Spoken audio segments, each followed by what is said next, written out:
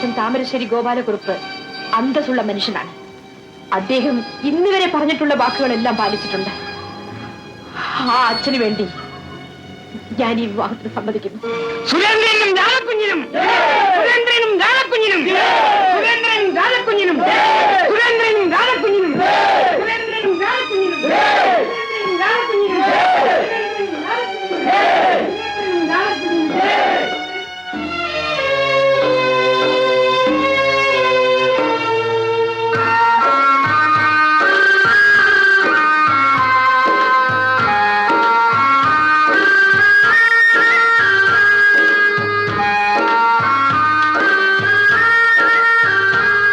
ചെയ്ത് കുറച്ചു നേരം നിങ്ങളെല്ലാം ഇവിടെ തന്നെ ഇരിക്കണം. ഞങ്ങൾ ഇപ്പൊ വന്നേക്കാം.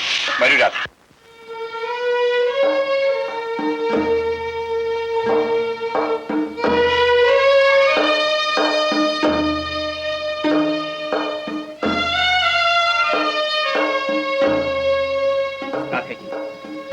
ഈ ആഭരണങ്ങൾ അഴിക്കൂ, അഴിക്കൂ.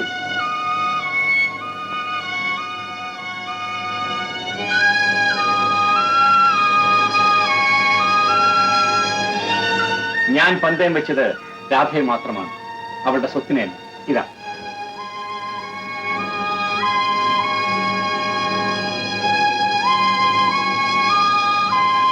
വരൂ.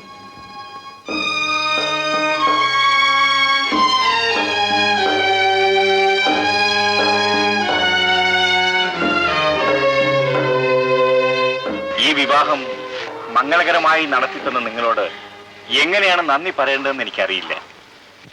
ജീവിതത്തിലെ പ്രധാനപ്പെട്ട ഒരു സംഭവമാണ് വിവാഹം. കൊട്ടും കുരവയും സദ്യയുമെല്ലാം അതിന്റെ ചടങ്ങുകളാണ്. ഇത് പെട്ടെന്ന് നടന്ന ഒരു വിവാഹമായതുകൊണ്ട് ഒരു വയറ് ചോറ് തരാൻ പോലും ഞങ്ങൾക്ക് നിവൃത്തിയില്ലാതായിപ്പോയി. അതുകൊണ്ട് നിങ്ങൾ എല്ലാവരും സദയം ക്ഷമിച്ച് ഞങ്ങൾ അനുഗ്രഹിക്കണമെന്ന് അപേക്ഷിക്കും. സുഹൃത്തുക്കളെ, ഇത് നമ്മുടെ കുടുംബത്തിൽ നടക്കുന്ന ഒരു വിവാഹമായിട്ട് കരുതണം. അതുകൊണ്ട് വിഭവസമൃദ്ധമായ സദ്യ ഒരുക്കി മൃഷ്ടാന്ന ഊണും കഴിഞ്ഞ് നമ്മൾ ഇവിടുന്ന് പോകാൻ പോകുന്നുള്ളൂ. ഇപ്പൊ എങ്ങനെയാ സദ്യ ഒരുക്കുന്നത്? ഒരുമിച്ച് നിന്നാൽ മതി. യഥാശക്തി മഹാബലം.